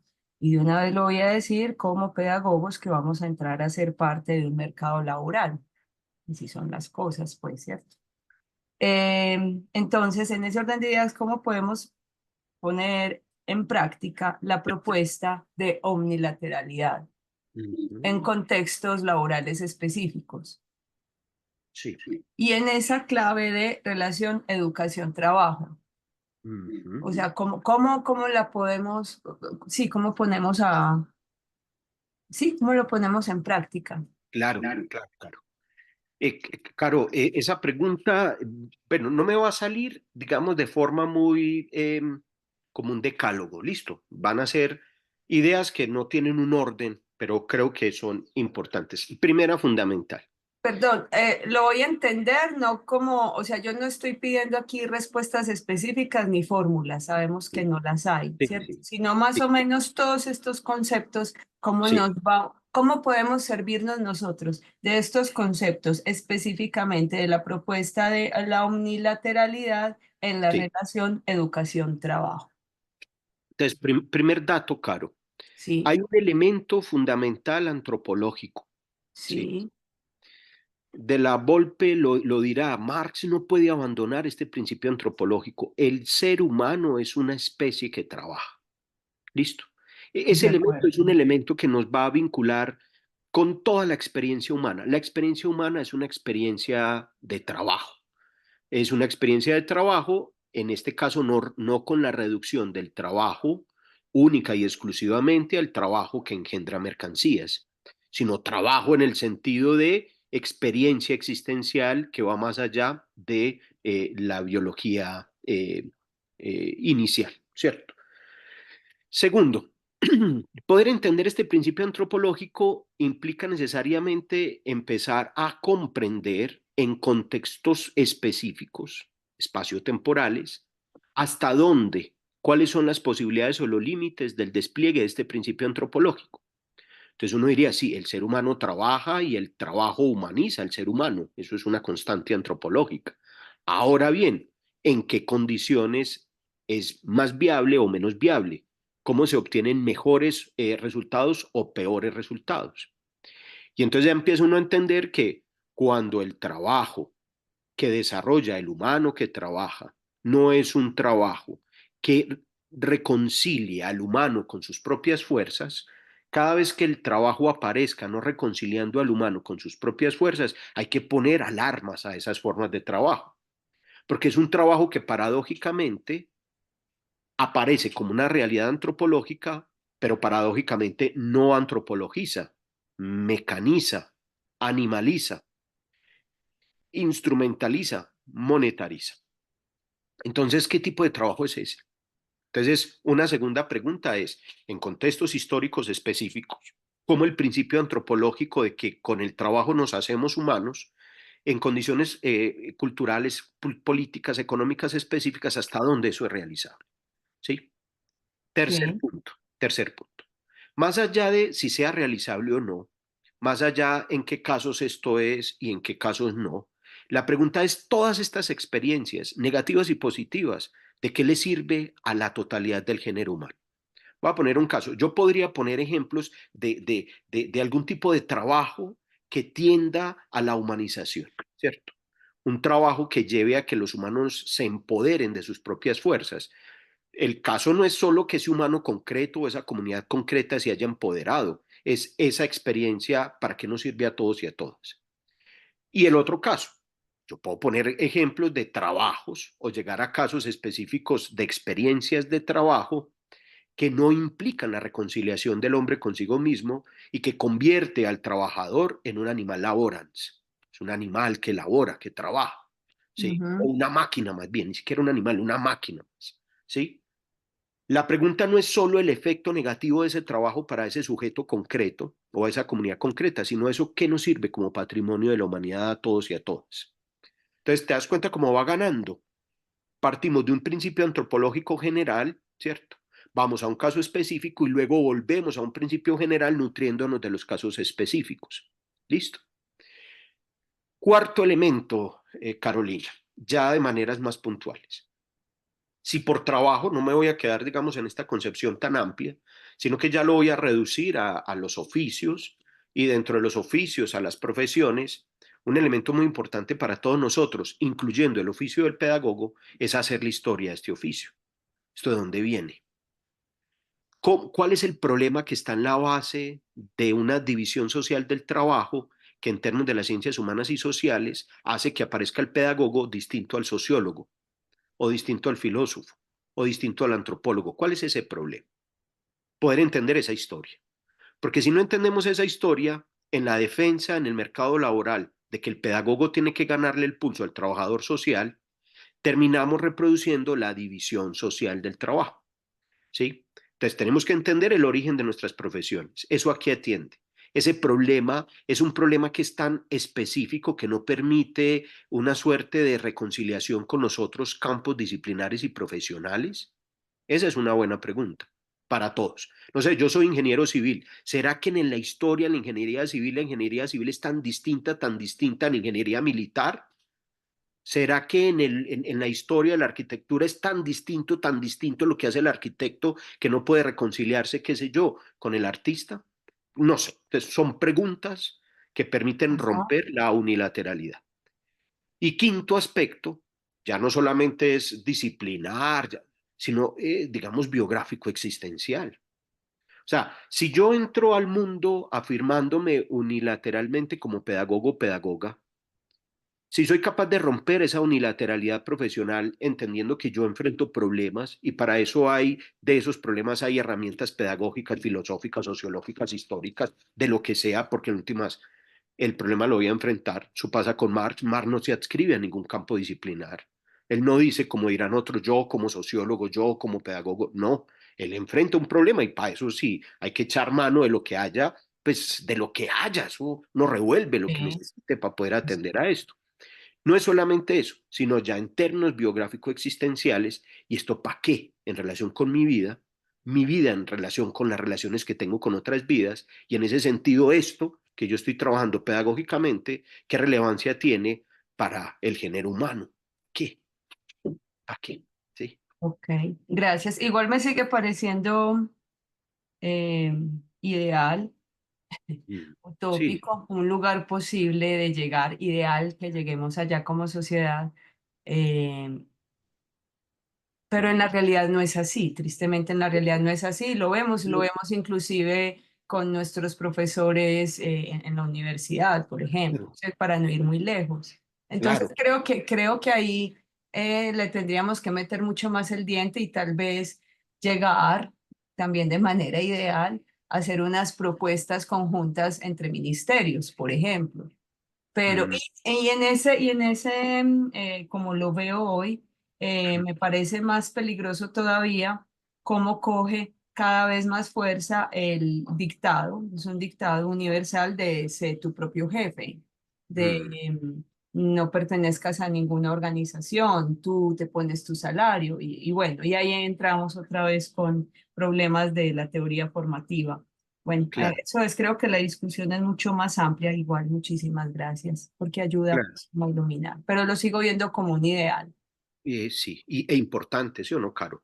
Sí, pues sin duda, si perdemos el ideal, pues ahí sí nos volvemos máquinas. Pues exactamente, eso, y eso es un principio muy importante teleológico, humano, y Sí, en sí. el campo específico de la pedagogía no puede abandonar los ideales. El problema es creer que los ideales son la realidad. Ese sí es el problema. Ah, sí, sí, sí. Ok, gracias. Pues, Carlos, muchas gracias. Muy bien. Profesor Diego, hay una pregunta en el chat. Sí. ¿Existe diferencia en Marx de los términos trabajo y labor? ¿Laboran los educadores de las escuelas de educación básica en Colombia? Pregunta alguien que se nombra como profesor. Ok. Oh, pues, pucha, es que esa pregunta. No, pero esa pregunta me toca. Lo que pasa es que no es en Marx, eso ya hay que ir a Hannah Arendt, ¿cierto? La diferencia entre trabajo y labor. Pero no, tengo que consultarla, ¿sí? Déjenme, yo la consulto y si quieren con eso empezamos el martes. Pero aquí así yo no me voy a arriesgar a decir, a decir Está cosas. grabado ahí. Sí, uy, no, Bueno, déjenme, está. yo la consulto, listo, por favor. Gracias, profesor Diego. Gracias por la pregunta. ¿Alguien más desea comentar, preguntar? Ela, espere, que es que la tengo que buscar primero. Ya. Eh, yo tenía otra pregunta y es como si es apuesta globalista, pues globalista o ¿cómo es la palabra? Primero, Eh, pero no globalista. sé qué estás queriendo decir. Pues La globalismo apuesta. es ampliación del mercado, ¿cierto? No, no, no. Esto de Politismo, mundialización del mundo proletarios entero del mundo unidos. unido. Ok, ¿Eso cómo se dice? eso es cosmopolitismo. Ese es el Eso, cosmopolitismo. Gracias, amorcito. Perdón, profe. Mm, Bueno. Entonces, que si es apuesta, también se piensa en términos, cuando hablamos también de omnilateralidad, eh, se piensa como desde todos los sectores, desde todas es decir, y muy a propósito de lo que decías antes, esa como necesidad de transformar, de emancipar, ¿no es cierto? Como de trabajar, ¿cierto? Es desde diversas, es que así lo ponía, como que la apuesta cosmopolita propone entonces diversas trincheras o solo una, ¿cierto? O sea, desde dónde se puede enunciar, ¿cierto? O había una sola forma como de hacer un cambio real y pues Eso. no sé si me hago entender. Sí, sí, pero a ver, hay una claridad, ¿sí? El imperativo proletario del mundo entero unidos tiene un principio cosmopolita que implica la unidad, pues digamos, enunciada Sí, de una fuerza que tendrá que, por las condiciones materiales de existencia, que será la fuerza llamada a romper con esas condiciones materiales. Y son las clases sufrientes, ¿cierto? El concepto nombrado allí es proletarios, pero podríamos hablar oprimidos o sufrientes del mundo entero. sí, sí. Entonces, eso es, sí, por ahí hay un texto donde digo, siguiendo ya luego con lecturas más ecológicos, socialistas, vivientes del mundo entero, unidos. Entonces, eso, digamos que tiene un primer elemento estratégico. O sea, hay que unirnos. Dos, tenemos que unirnos porque las formas de opresión no son formas focales, locales, desconectadas, no, operan, como bien lo nombró Marx, como una totalidad concreta, como un sistema que opera a nivel mundial y que tiende a expandirse cada vez más. Entonces, enfrentarlo no se puede ser desde un punto, hay que enfrentarlo desde diferentes puntos. Tres, la manera de enfrentarlo desde diferentes puntos implica no una única forma, no. No, hay diferentes maneras. Y esa expresión trinchera está en Gramsci. Gramsci es el primero, por la experiencia de la Primera Guerra Mundial, de utilizar la expresión trinchera. Esa expresión por allí, los españoles la nombran, pero ojo, hay que ir a Gramsci. Gramsci utiliza la expresión trinchera para decir que el combate pedagógico es como los combates de la Primera Guerra Mundial, en trincheras, es decir, peleando por pequeños metros, peleando en lo intersticial, ¿sí? Esas peleas son globales y hay que mantener las trincheras. Bueno, eso después lo podemos desarrollar, no es Gramsci el que, ¿sí? Eso genera bloques históricos, diferentes fuerzas que se vinculan en una lucha porque entienden que como desarrapados del mundo, la emancipación de un sector beneficia a todos los sectores. La emancipación, no sé, de una lucha indígena nos beneficia a todos los que podemos reconocernos como sufrientes, o la emancipación no sé, cualquier emancipación. Entonces, bueno, entonces toda subjetividad sublevada, emancipatoria, le suma a este horizonte. Por eso, se me olvidó el autor, un francés que también hace una lectura del Capital y recupera el concepto de comunismo, y dirá, en un sentido amplio, comunismo es un horizonte de posibilidades, no es un programa único y paquidérmico, burocrático, no es un horizonte de posibilidades. ¿Sí? Ujú. Bueno, después recordaré cuál es el autor. Profe, esta pregunta de Joa está muy bacana.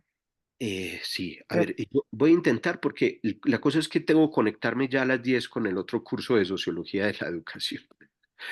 Va a pasar de Marx a Talcott Parsons. Entonces ya el cerebro se me está como tildando, ¿sí? ¿Les parece si la conversadita la seguimos el próximo martes, ¿sí? Para tener tiempo de conectarme y cambiar al menos los libros que tengo en el escritorio, porque ya paso del Capital a el sistema social. ¿Listo? Mil Tranquilo, profesor Diego. La gente disculpas. se va emocionando ya al final. Pero seguimos el martes entonces. Con Sí, usted también. Les agradezco muchísimo y estén pendientes de la carpeta Drive, por favor, para los textos. Un feliz día, profesor Diego, y muchas gracias por profe, participar. gracias. A muchas usted. gracias. Muchas gracias. Nos Muy vemos el chévere. próximo martes. Feliz día. Creo. Gracias. Hasta luego. Gracias.